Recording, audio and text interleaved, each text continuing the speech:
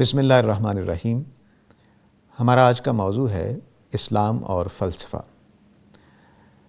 فلسفہ کچھ عقلی مقدمات پہ کھڑا ہوتا ہے اور ایک انسان یا انسانوں کا ایک گروہ مختلف زمانوں میں اپنے اپنے لاجیکل یا عقلی استدلال سے کچھ حقائق دریافت کرنے کی کوشش کرتا ہے۔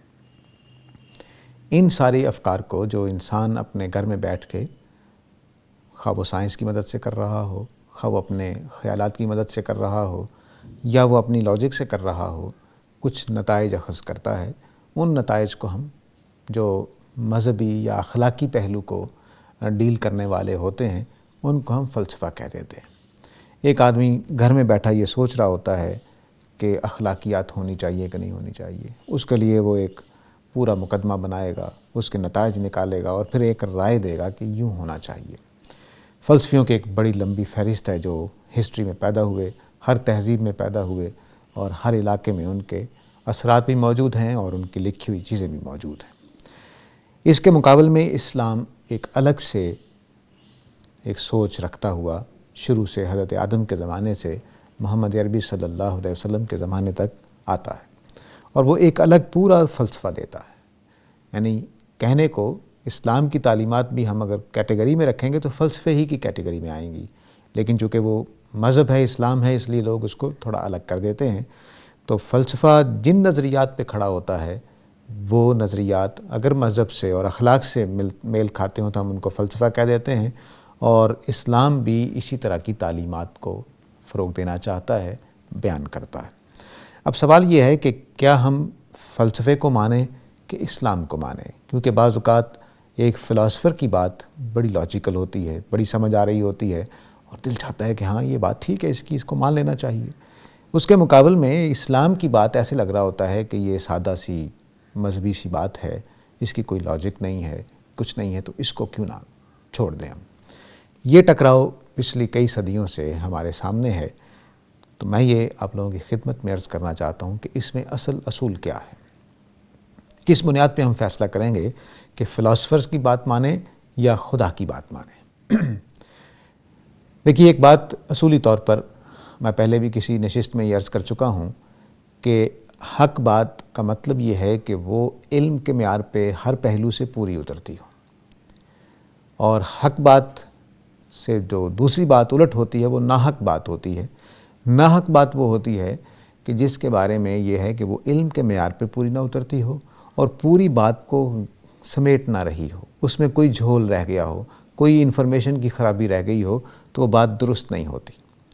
مثال کے طور پر میں یہاں بیٹھا ہوا کہوں کہ گھوڑا 3 ٹانگوں والا جانور ہے، میں لاجک سے ثابت کر دوں، لیکن آپ کہیں کہ یہ آدمی بیوقوف ہے، اتنا بھی نہیں جانتا کہ گھوڑے کی 4 ٹانگیں ہوتی ہیں۔ تو کیا ہوا کہ معلومات کی ایک خرابی کی وجہ سے میں گھوڑے کو 3 ٹانگوں والا جانور سمجھتا رہا۔ یہ جو خرابی ہے کہ گھوڑا 3 ٹانگوں والا ہے یا 4 والا ہے، یہ انفارمیشن کی غلطی سے ہو سکتا ہے کہ میں لاجک میں ثابت کر دوں کہ وہ کھڑا بھی ہو سکتا ہے، وہ چل بھی سکتا ہے، وہ کام بھی کر سکتا ہے، اس کو کوئی خرابی پیدا نہیں ہوتی، 3 ٹانگیں ہو سکتی ہیں۔ تو ثبوت کے اعتبار سے، لاجک کے اعتبار سے بعض اوقات ہم بڑی خوبصورت بات بنا لیتے ہیں، بڑی زبردست آئیڈیا دے دیتے ہیں، لیکن اپنی حقائق کے اعتبار سے وہ بات غلطی کا شکار ہوتی ہے، کیونکہ وہ گھوڑے کو ایکسپلین نہیں کر رہی ہوتی جو باہر حقیقت میں موجود ہے۔ تو حقیقت کا پورا علم ہر فلسفی کے پاس نہیں ہوتا۔ مثلا وہ اس دنیا کا جائزہ لے گا اور کہے گا کہ بس موت ہے اور زندگی ہے اور بس ختم ہے، ایسے ہی چل رہی ہے صدیوں سے، اس کا کوئی انجام نہیں ہے، اس کا کوئی مقصد نہیں ہے، بس آتے ہیں، پیدا ہوتے ہیں، مر جاتے ہیں۔ لیکن یہ بات درست ہو سکتی ہے، بڑی خوبصورت ہو سکتی ہے اگر یہ حقیقت کے مطابق ہو۔ تو اصول یہ ہے اس ساری گفتگو میں کہ ہم نے حقیقت کے مطابق رہنا ہے، ریئلسٹک اپروچ اختیار کرنی ہے۔ مثال کے طور پر اگر مجھے یہ کہا جائے کہ جس کمرے میں تم بیٹھے ہوئے ہو یہ گرنے والا ہے، اس کی چھت جواب دے چکی ہے، چند لمحے کی بات ہے، کسی وقت گر سکتی ہے، اور میں کہوں کہ تم کیا باتیں کرتے ہو، میں بیٹھا ہوں، میری لاجک کے مطابق بڑی ہموار ہے، دیواریں مضبوطی سے کھڑی ہیں، بس میں بیٹھا ہوا، کوئی مسئلہ نہیں، تم جاؤ۔ میں نے پوری لاجک سے اس حقیقت کو ثابت کر لیا اپنے لیے کہ کوئی خطرہ نہیں ہے۔ لیکن اگر واقعی چھت گرنے والی ہے تو میں نیچے آ کے مر جاؤں گا۔ تو لاجک کے اعتبار سے ہم پوری ایک بات بنا لی، فلسفہ بنا لیا، لیکن وہ حقیقت پر نہیں کھڑا تھا۔ تو لاجیکل ہونے کے باوجود، بڑی خوبصورت بات ہونے کے باوجود، چونکہ وہ حقیقت پر نہیں کھڑا، تو ہو سکتا ہے کہ میرے لیے نقصان دہ ہو جائے۔ تو فلسفہ بہت عمدہ چیز ہے، عقل کی ٹریننگ کرتا ہے، باتوں کو سوچنے، سمجھنے، انالیسس کرنے کی صلاحیت دیتا ہے، اور ہمیں اس قابل کرتا ہے کہ ہم ان چیزوں کو سمجھ سکیں جو خدا سمجھانا چاہتا ہے۔ لیکن اس کے ساتھ ہی اس کی ایک مصیبت ہے کہ یہ بعض اوقات ایسی گورکھ دندے میں ہمیں ڈال دے گا، ایسی خوبصورت تصویر بنائے گا، ایسا خوبصورت استدلال بنائے گا کہ ہم اس میں پھنس جائیں گے، حقیقت فراموش ہو جائے گی۔ چنانچہ فلسفیوں کی ایک لمبی فہرست ہے جو اسی دنیا کا جائزہ لیتے ہیں، اسی دنیا کے اندر سے ایک مسلک نکالنا چاہتے ہیں، لیکن افسوس کی بات ہے کہ دو چار بھی ایسے لوگ نہیں ہیں جو اتفاق کر سکیں کہ ہاں یہ حقیقت تو ہے۔ ایسا نہیں ہے۔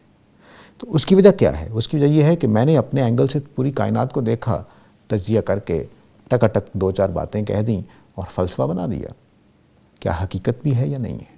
تو ریئلسٹک اپروچ میں اور فلسفیانہ اپروچ میں فرق یہی ہے کہ ریئلسٹک اپروچ اس بات کو ماننا چاہتی ہے کہ حقیقت ہے کیا، اور فلسفہ یہ کہنا چاہتا ہے کہ لاجک سے کیا بات سمجھ میں آ رہی ہے۔ یہ دونوں باتیں درست ہو سکتی ہیں، لیکن ہمیں جانا ہے ریئلسٹک اپروچ کی طرف۔ یہ کائنات اپنے وجود سے بتا رہی ہے کہ یہ کریٹڈ ہے، ہمیں یہ حقیقت ماننی پڑے گی کہ اس کا کریٹر ہے۔ یہ کائنات اپنے وجود سے بتا رہی ہے کہ اس میں خیر و شر کا عمل جاری ہے۔ تو کیا دونوں کا انجام ایک جیسا ہو جائے گا؟ یہ حقیقت ہے کہ نہیں ہونا چاہیے، میرا دل نہیں چاہتا کہ ایسا ہو۔ یہ حقیقت ہے اس دنیا کی کہ یہاں موت کا ہر وقت کھٹکا لگا ہوا ہے۔ کوئی شخص آج تک ایسا پیدا نہیں ہوا کہ جس کو موت نہ آئی ہو۔ اس موت کا کیا حل ہے؟ یہ حقیقت ہے اس دنیا کی۔ تو یہ بڑے حقائق ہیں جن کو مانے بغیر اگر فلسفہ کھڑا ہے تو اس کی کوئی حقیقت نہیں ہے۔ تو فلسفے میں اور اسلام میں یہی فرق ہے کہ اسلام ریئلسٹک اپروچ پہ کھڑا ہے اور فلسفہ لاجیکل ایلوژنز پہ کھڑا ہے۔ امید ہے میری بات واضح ہو گئی ہوگی۔ اس کے ساتھ اجازت چاہتا ہوں۔ اللہ حافظ۔